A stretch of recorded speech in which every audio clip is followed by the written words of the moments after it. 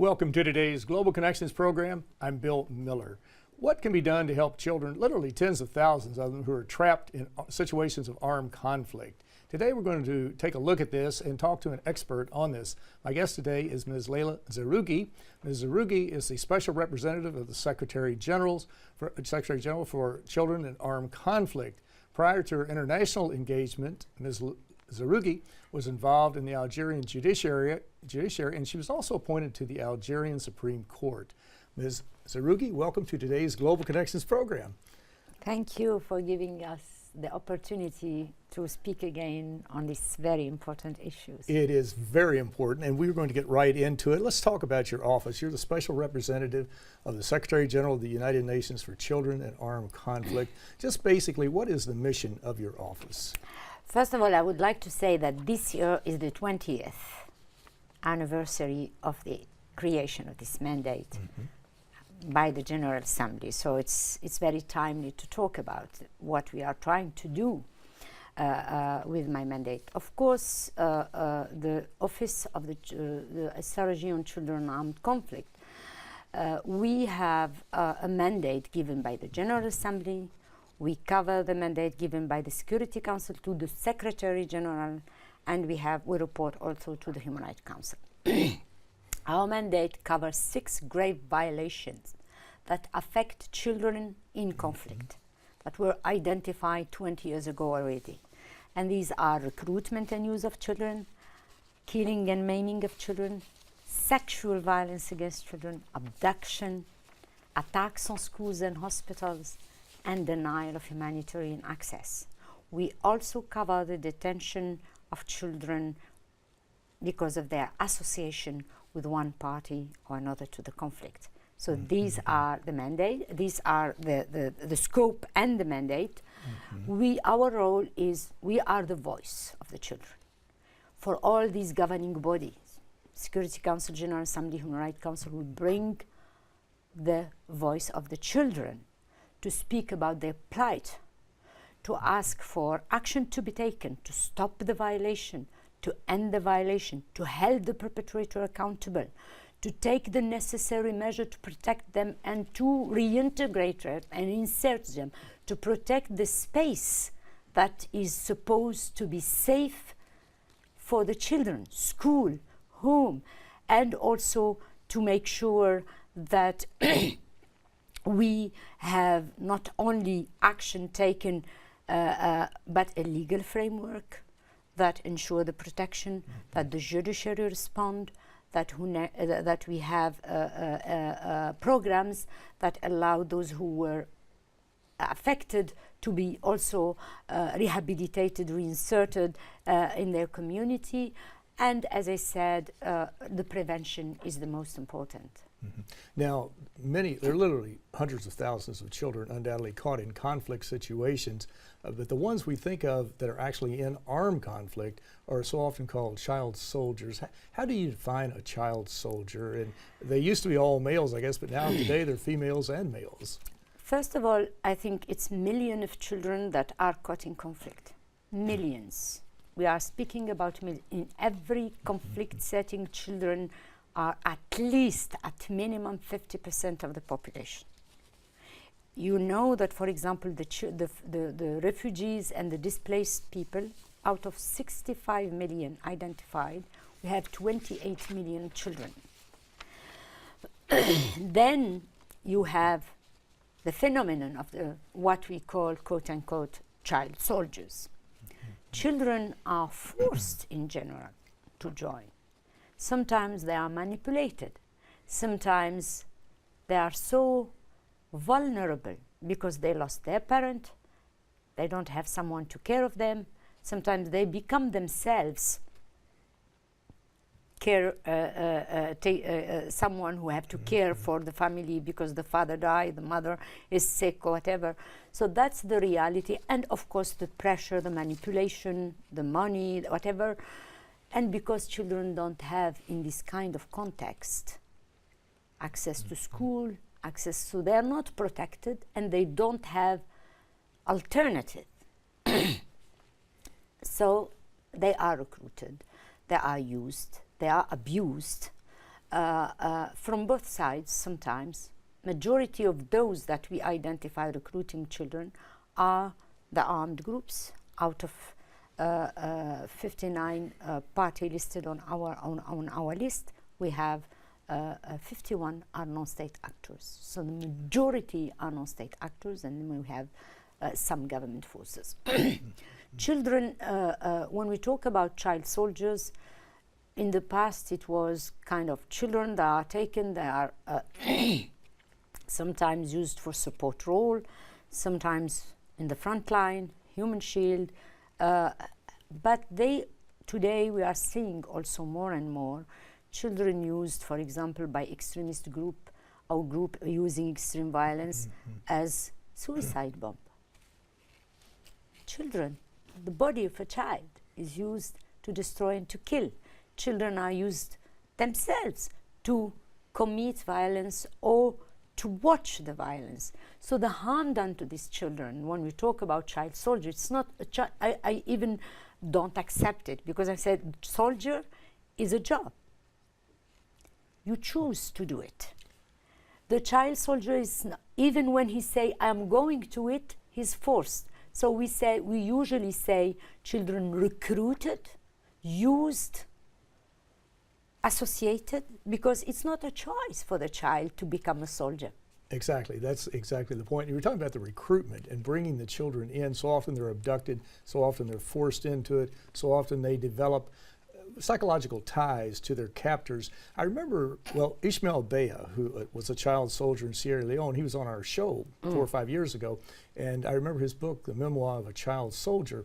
He referenced the fact that so often drugs were used with children 11, 12 years old, who were high and would just lead the charge right into battle. Is that still the case today, or is it changing? It depends. Some groups for sure use drugs or use manipulation, but also other form of drugs. When you watch, you brainwash people with a religion, with the asking them to take revenge for the suffering that happened to their parent, to their community. When you take them very, very young, as ISIL is doing, for example, 3-4 years, you get them in the school and you indoctrinate and you prepare the next generation. It's very hard for the children to take their distance. It's not only the caveat of giving them drugs. It's also the radicalization, the manipulation, the use of indoctrination, but also take advantage of the vulnerability, as I said, poverty, children that are not anymore with their parents, children that are trafficked, children are, when you are in a space where those who were supposed to protect you, the government, the national institution, the family, disintegrated. You don't have any more protection. And when you are in this kind of context, it's very hard for the children to take their distance. When you have when you take them very young, when also there is a threat that if they, we know that some are executed in front of their colleagues if they do something that the commander is not happy with. You know also the syndrome of the victim that is attached to the one who's abusing you, because you don't have another place to go to. So they are also, there is a lot of context in the violation. But what we say to everyone, that these children are victims. They are victims first and foremost of our failure to protect them. We, the adult, we, the international community, the government concerned, we are the one that need to be blamed. They are victims, and we have to keep this in mind, that these children, we have to then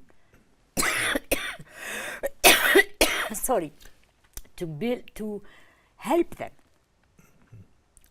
to reclaim their lives, their childhood, and to return to the community. And that is exactly what you're trying to do, and successfully in many cases, because they are losing their childhood. So many of these children are pressed into service at 9, 10 years old, and they may get out at 14, 15. They've lost half of their childhood, and that can never, ever be reclaimed. And additionally, they've lost their human rights to a large degree, and they have been witness and involved in such horrific acts that I'm sure that they would probably never want to talk about them or certainly forget them. You go into these areas, in these armed conflict areas, and you've dealt with some very, I'm sure, reputable people, with some unsavory people. How do you establish contact to say you're going, have you come back, we haven't talked about this, but have you come back from a field mission lately that you were in contact that you could share today? I am just returning from a retreat with the special envoy in the African in Africa, African Union. I was before in Somalia, and of course I met with Churchill when I go to Somalia. When I go to the field, I was before that in other places. I visited this year. I mean, I visited Afghanistan. I visited Somalia. I visited. Even twice Somalia. I visited, I was involved in the peace process in Cuba for Colombia and the FARC. So of course I am always in contact with the children, but also sometimes of those who are recruiting them, to convince them that this is not an option and this is not in their interest. You said that it's very hard for children that went through all the suffering that we mentioned to reclaim their lives. My experience, and you mentioned Ismail Bea, my experience, we have more chance to help a child to reclaim its life because he knew that his life is in front of him than an adult. So it's just depending on us, how we treat these children. If we give them an opportunity to restart their lives, if we not add to their stigmatization and suffering, if we let them understand that they are victims and they are here to help them, and we try to find for every and each situation how we can ensure that this will be happening, then I'm sure that a child recover because they have their lives in front of them and they would like to be reintegrated and return to the society. They know where they've been and they know where they want to go, and we need to provide assistance to them. Well, you're watching Global Connections Television, which is a privately funded, independently produced program. The opinions expressed on Global Connections are solely those of the moderator and his guests. We would encourage our viewers to go to our website at www.globalconnectionstelevision.com and view any of the previous programs. Also, if you're involved with any type of media outlet, be it a PBS or community access television station, or perhaps an educational institution that has an intra-campus network, or even if you just have a website, and you find the programs to be of interest and you would like to share them with your family, friends, and colleagues, please do so. Global Connections Television is provided free of charge at no cost as a public service. The main goal is to provide information on how we're living in a very interdependent world, and issues that take place and events that take place in other parts of the world will impact us. Undoubtedly, if not today, then certainly tomorrow. Today we're taking a look at children in armed conflict, and my guest is an expert on this. My guest is Ms. Leila Zerrougui, and she is the Special Representative of the Secretary General for Children in Armed Conflict. Ms. Zerrougui, we're talking about how to get these children out of these very dangerous situations, return them to a normal life, as normal as it can be. Let's talk about a few of the, I'm sure you have a whole list of successes, and I'm sure there's some really intractable problems. Could you share one really memorable success? I'm sure there are many, and then we'll talk about one that's just so problematic that we're not sure how we'll ever get the situation resolved. But are there some successes we can talk about? I think that, first of all, I can mention The most important is what we achieve with our campaign. We are children, not soldiers. That we convince all the member states that have their armed forces listed for recruitment and use of children to join us, to sign an action plan with us. The latest was with Sudan this year, and to engage to end the recruitment and use. That's for me really something important, because when we cannot deliver on our own. We advocate. Member states have to deliver. So if they are on board, if they agree that this is not something that they would like to see continuing, it's not in their interest, then we can achieve a result. And for me, even if we have some setback in some area, and they can mention South Sudan or Yemen or whatever, still we have out of the 7 countries, we have at least 4 making strong progress. So that's not nothing.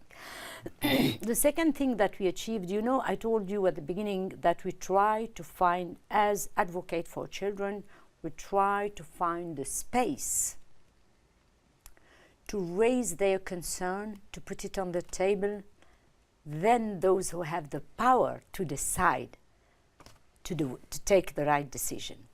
For us, the peace processes are a tool that we try to use, because when parties start discussing, then there is an opportunity to tell them, hey, you cannot fix your problem if the next generation, that is already today the majority, is not taken into consideration in your decision. They don't think about it at the beginning because they are trying to fix their priority and say this is the priority. We manage in certain situations to put this on the table. And we have the latest example is, for example, before the forum in Central African Republic in 2015 start between all the parties involved, is to have a forum on ending the recruitment, releasing children. 1,000 were released in this process. And we have the most important for me is what we achieved in Colombia between the FARC and the government of Colombia. Not only we have an engagement of the party to end the recruitment, to release children. First of all, the FARC accept to recognize that the child is 18, not 15, not 17, not 16, 18. Then to release the children, starting by the end of 15. Then the 3 guiding principles that will guide the implementation of this agreement is the best interest of the child. Children are victims, and reintegration within community. This is a major achievement that is not done in my office or between a party and the UN. It's done between the parties that were fighting, and they are fixing their problem through a peace process. This is a major achievement. So these are the, maybe if I can give 2 good examples. Sure, please. But I can speak about also the setback, if you would like me, because I don't want to give the impression that everything is rosy. Okay. We have success, but we have also some problems. Right. Which one is the most problematic at this point? The most frustrating for me, you know, when you have the space and you are working to achieve results, that was Yemen. We signed an action plan, the government started implementing, and then we have the situation in September 2014 blow up with the Houthi coming, taking over the capital, and then the fighting that started with the coalition and the bombardment and everything was lost. We are now, we don't have interlocutor and space to talk with to end the plight of children in Yemen. That's for me very frustrating. Second is South Sudan, where we have everything was done. Signed an action plan. I went there. We get, for example, David Yaurao to release 1,700 children and it was a big issue for UNICEF to ensure that the program are there, the schools, etc. And you know it's not easy. And then you have again the fights restart again, and children are again abused and killed and maimed and raped. So that's the two maybe consequences of relapse in fighting without any space to move forward. Of course, Syria is another frustration, terrible frustration, where we don't have yet a consensus that the solution and the option is not military, but is that people have to find a negotiated solution.